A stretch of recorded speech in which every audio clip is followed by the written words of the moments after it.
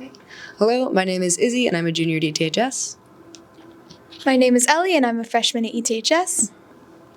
And we are here with... Jacqueline Mendoza, running for 2nd Ward City Council.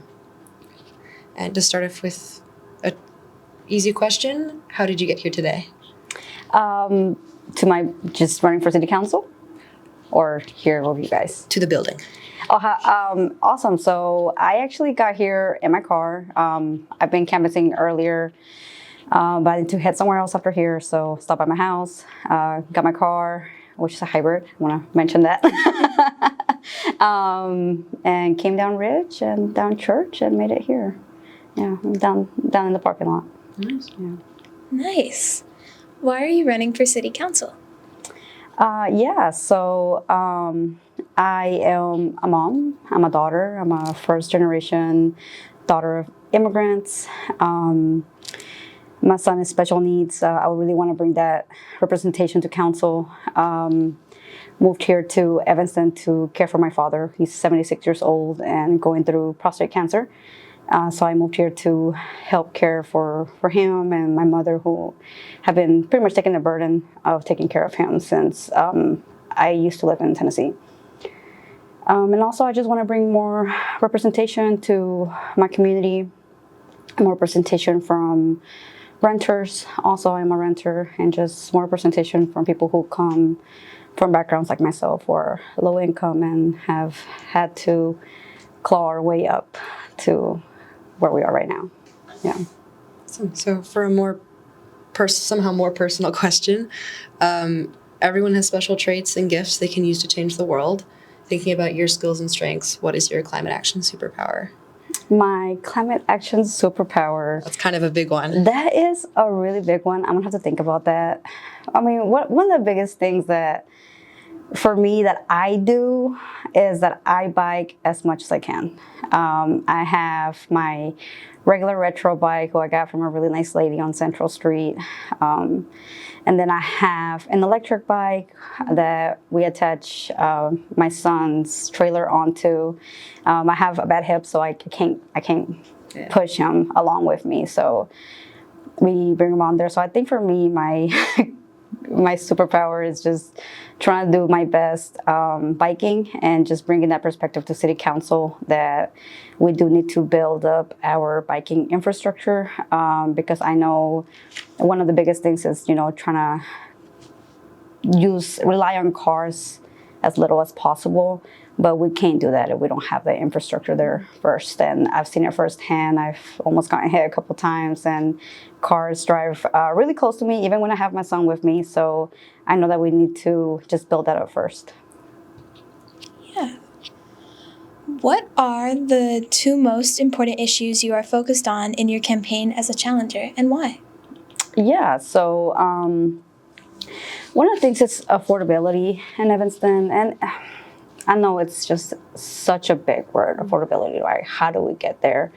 And one of the primary things is to make sure that we don't increase property taxes. I don't want to burden people like my father who are on a fixed income, and $43 more on property taxes will bring up his rent, right? And people like my father can't afford that. I also want to bring the perspective of renters to the table. I think most of the people on council are homeowners, are on their way there. So I really want to bring that perspective of a renter, which also in a sense helps bring the perspective of somebody who deals with the tenants and what they're going through. So I really want to be an advocate for our housing providers and for our renters. Awesome. So many of the policies before council are future focused, like Envision Evanston, the Healthy Buildings Ordinance, and CARP. These policies will have a bigger impact on our lives than anyone else, yet youth voices are often drowned out. So if elected, how would you elevate youth voices? Elevate youth voices, yeah. So I'm 33 years old. I'm not as young as let's say Jennifer Greer running in a 3rd Ward, But for me, one thing that I really want to do is bring voting down to 16 and see how we can advocate for that. I think our youth deserves a stronger voice on who gets elected. We have people like our young men here recording who are very involved and are actively involved in our commission and boards. And if you can be on a commission and boards, yeah, I think you can vote. So I think that's one way that we can elevate those voices. And another way is, I think, working more closely with D65 and D202, strengthening that relationship with the schools so that from a young age, as a council person, you can go. They have so many career fairs that you can get invited to, talk to them, get them excited about government. Sounds boring, but it's really not. Once you get to know the procedures, the process, and how things go, it's actually pretty fun, everything that's going on. And working with D202, I think we can get more of our youth involved in our boards, commissions, and committees. That would be one of the fastest ways to get our youth into the city. And as a council person, even having, for me, I was thinking having kind of a shadowing program with a council people. I don't think that's ever been done before, but one of the funnest things that I did in high school was shadow my mom. She worked at a factory that did the motors for the lawnmowers, and that was a great experience for me. And I did end up actually being a supervisor at a factory, so I think the experiences you have in your youth sometimes do guide your decisions for your future.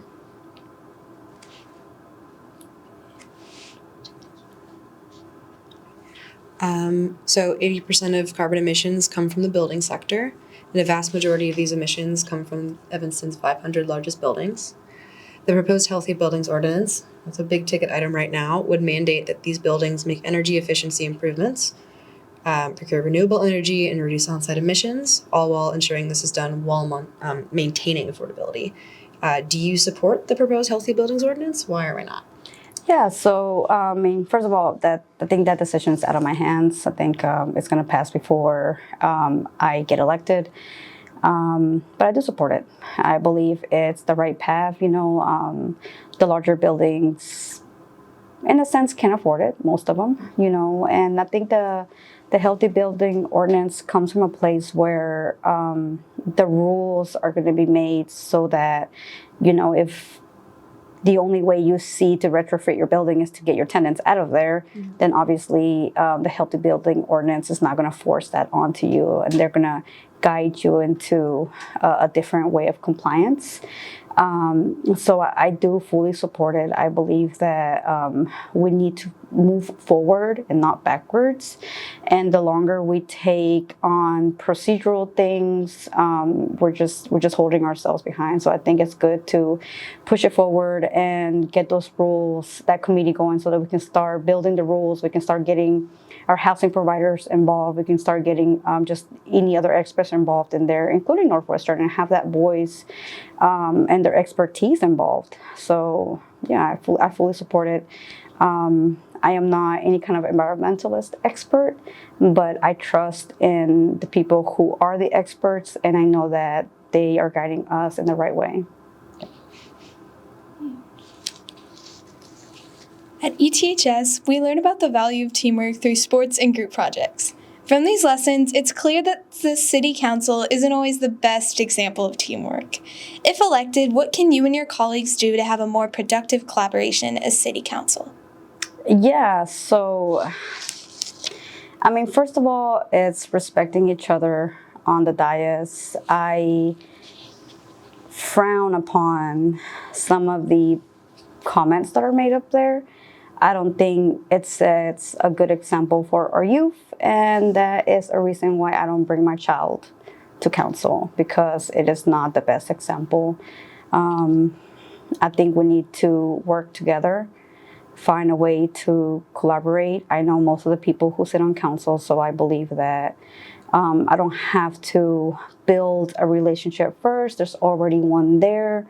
So it's just building trust. And most of all, I know this is going to sound super cliche, but this is the best I got, is if you have nothing nice to say, just don't say anything, because we're adults. We can wait to the end of the meeting to tell whichever other council person, hey, I didn't appreciate what you said, or I just don't agree with your point of view, and there's no reason to just make backhanded comments while up there. You know, we set an example, and I think a lot of times when we attack each other, it builds a divide in our communities. It builds a divide between the wards. There's already a historical division between the first ward has this, the fifth ward doesn't have this, the eighth ward, the ninth ward, right?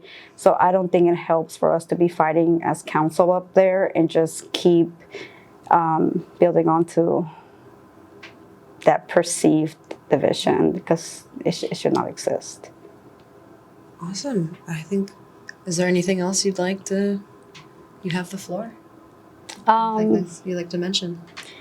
Yeah, so Jacqueline Mendoza running for Second Ward City Council. I mean, you guys are in high school, right?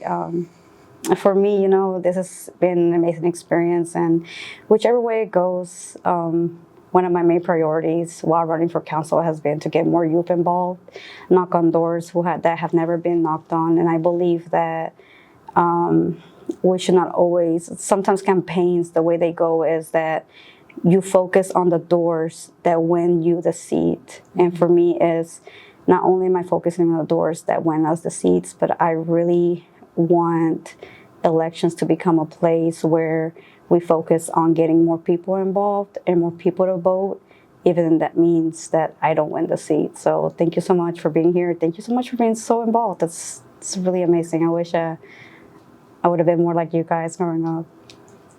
Thank you for coming. This was awesome. It was great talking to you. Thank you so much. Yeah, thank you for having me.